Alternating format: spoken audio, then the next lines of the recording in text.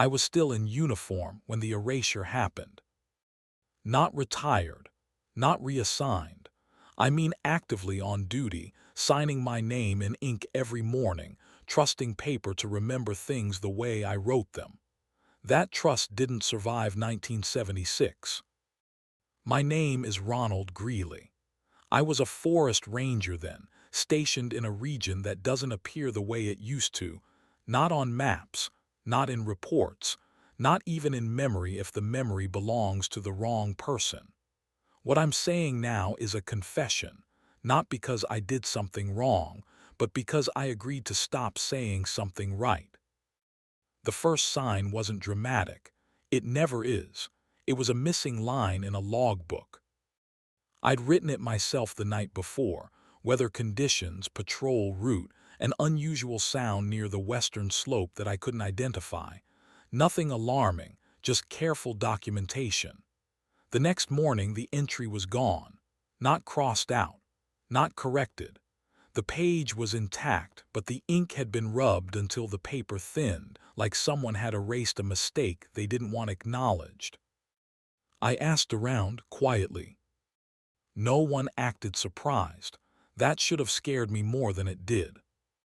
In '76, everything ran on analog habits. Paper maps folded and unfolded until the creases broke. Radios that hummed even when you weren't talking. Trucks that rattled like they were arguing with the road. We trusted these things because they were physical, because you could point to them and say, "This exists." That confidence made the erasure easier to miss. The maps changed next, subtle at first. A boundary line drawn lighter than before, a sector designation missing its number. Then one morning a whole stretch of forest, nearly 5 square miles, was simply not there anymore. No white space, no warning, just trees where there used to be ink. When I asked my supervisor about it, he didn't look at the map. He looked at me. "You're remembering an old print," he said. I knew that wasn't true. I kept old prints, rolled up in a locker, dated and initialed. That night I checked. They were gone. Not stolen, replaced.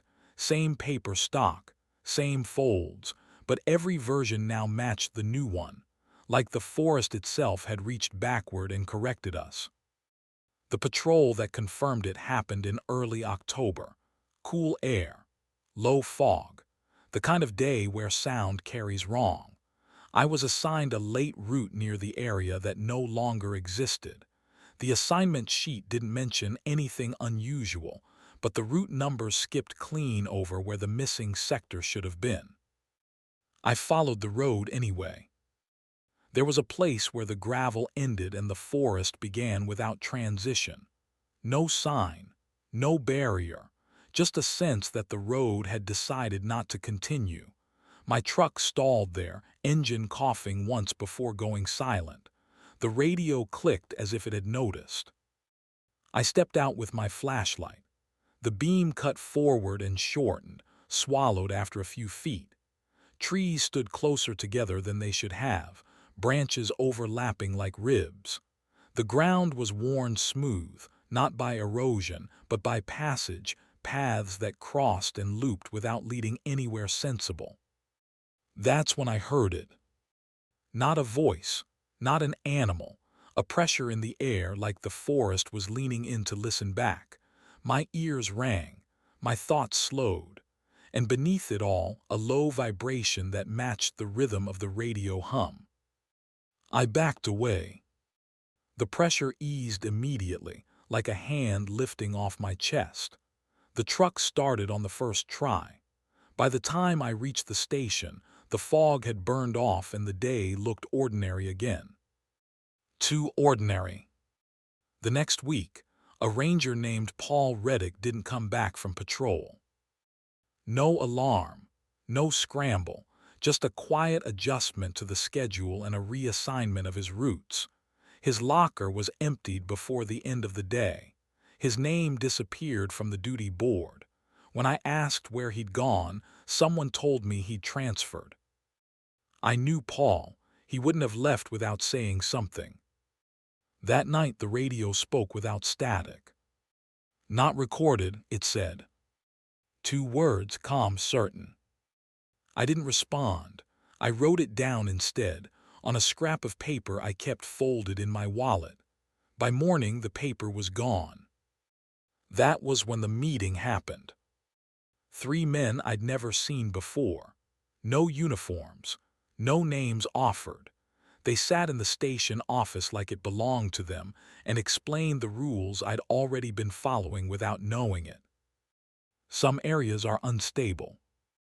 Some events correct themselves. Some records invite repetition. Erasure, they said, wasn't deception. It was containment. You were there, one of them told me, which means you understand why this can't exist. I wanted to argue, wanted to demand proof. Instead, I nodded, because the forest had already shown me what happens when curiosity gets too close. They didn't threaten me. They didn't need to. Before they left, one of them paused at the door. If you ever find yourself remembering too clearly, he said, check your maps. That's usually where it starts.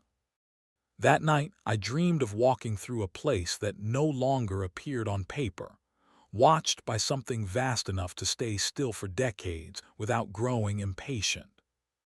I woke knowing this wasn't over, because erasure doesn't end an event. It preserves it.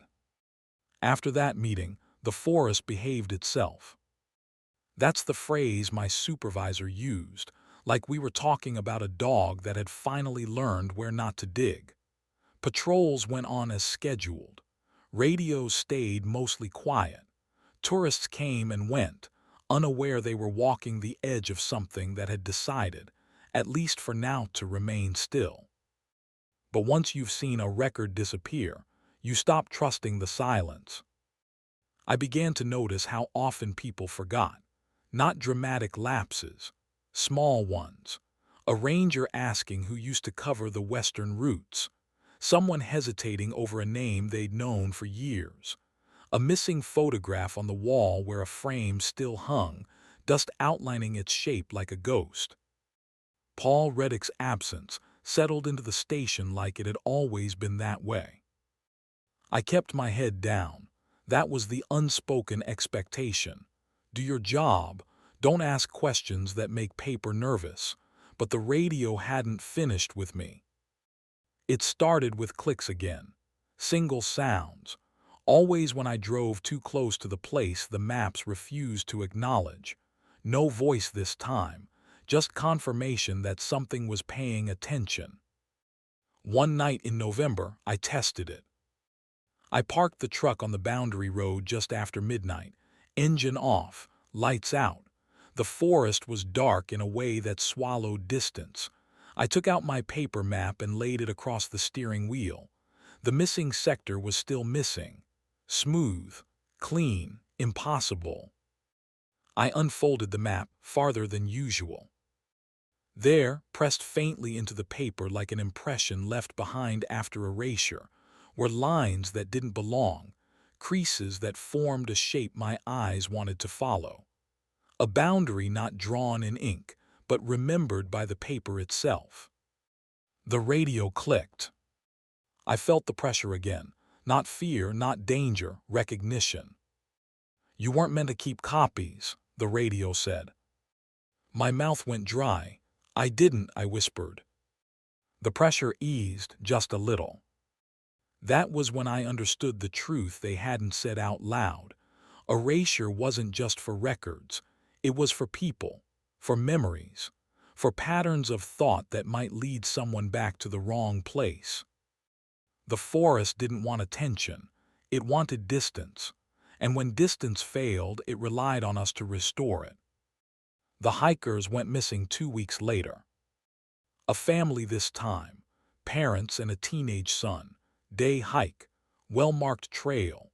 They were last seen smiling at the trailhead sign, completely unaware of how close they were to a line that didn't officially exist.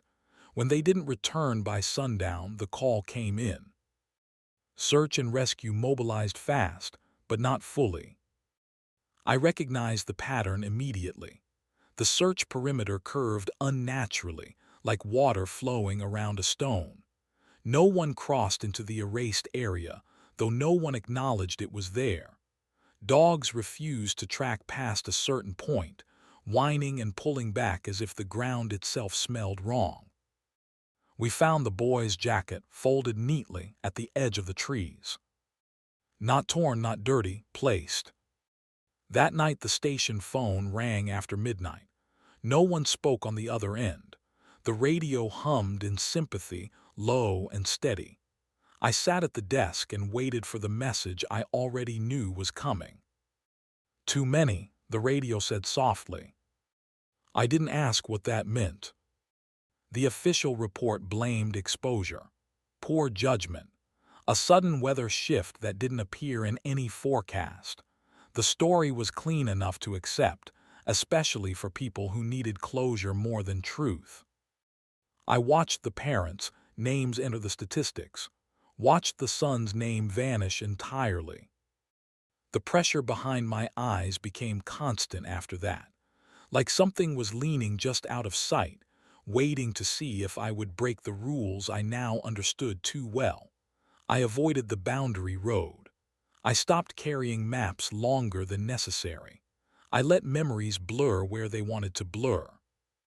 But the forest doesn't erase everything. In late December, a storm knocked out power to the station. Snow came down heavy, soundless. I was alone that night, tasked with monitoring the radio in case of emergencies.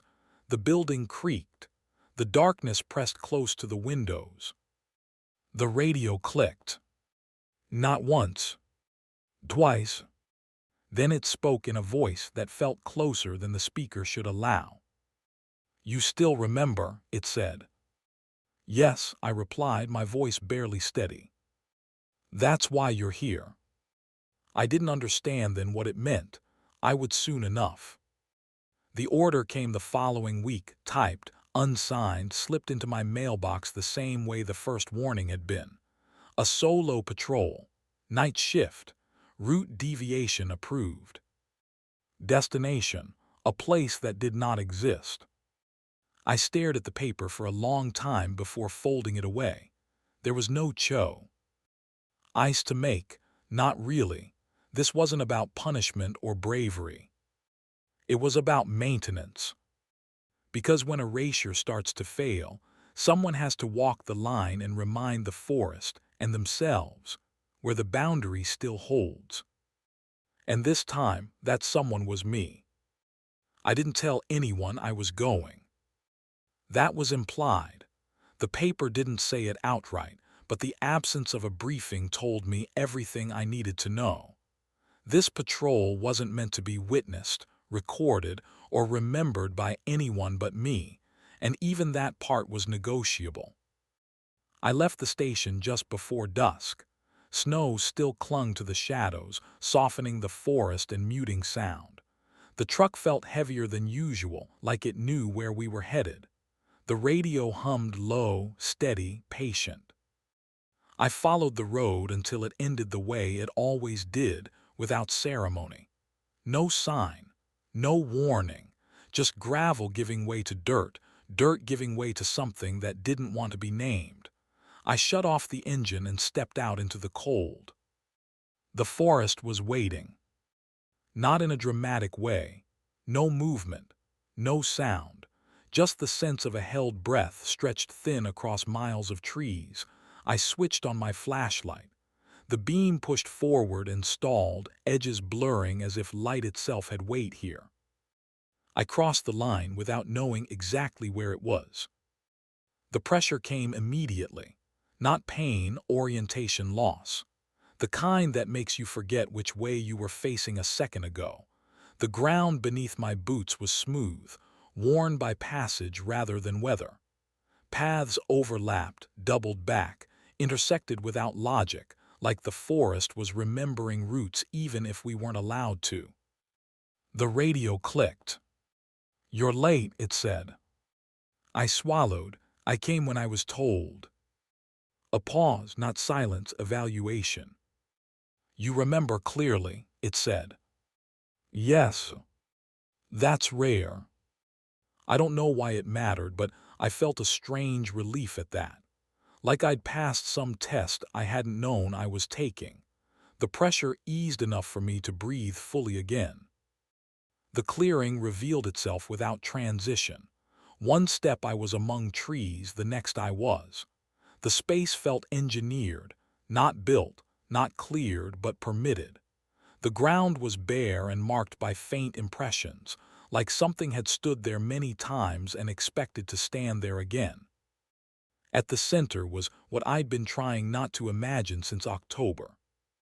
A structure. Not a building, not a tower in any official sense, just a tall, skeletal frame of old wood and rusted metal, rising above the clearing like a reminder rather than a lookout. The steps were worn smooth, not by age alone, but by use, recent use. It wasn't ours. That was the moment everything aligned, the missing maps, the erased names, the careful silence. The structure wasn't there to watch the forest. It was there to be seen by whatever lived within it. A marker, a boundary, proof that someone at some point had reached an agreement. We didn't build that, I said aloud. The pressure shifted, not displeased. No, it replied, you maintained it. Images surfaced, rangers stepping too far, hikers wandering off trail, radios calling names that pulled people closer instead of back. Not violence, not malice, correction. The forest didn't expand. It balanced. What happens to them? I asked, though I already suspected the answer. They remain, it said. Not dead, not alive, integrated, held in a way that made retrieval meaningless. I thought of Paul, of the family, of all the empty spaces where names should have been. And erasure, I asked. Why erase? So the pattern doesn't repeat, it replied. Attention creates pressure. Pressure breaks boundaries. That was the truth they'd never written down. Erasure wasn't denial. It was preservation. The fewer people who noticed the absence, the less the forest needed to intervene. I stood there for what felt like hours, though my watch said minutes. Time behaved differently here, less like a line, more like a tide. When the pressure finally eased, I knew the patrol was over. Accepted, the radio said gently. I turned back without looking at the structure again. Some things don't like being remembered too clearly. The forest released me step by step, sound returning, distance reasserting itself. By the time I reached the truck, dawn was already thinning the dark. I drove back in silence. I filed no report. None was expected. My name remained on the duty board. The erased place stayed erased. Life went on. I retired in the early 80s. Quietly. No speeches. No questions. I took with me what I was allowed to take: habits, caution, and the understanding that some protections are invisible by design. I'm saying this now because time is changing the rules, because maps are digital and memories are shared too easily, because erasure doesn't work as well as it used to. This isn't a warning meant to scare you away from the woods. It's a reminder that not every absence is a mystery waiting to be solved. Some are soul. Yushin's already in place. I was a ranger when this was erased. And if the forest has its way, it will stay that way.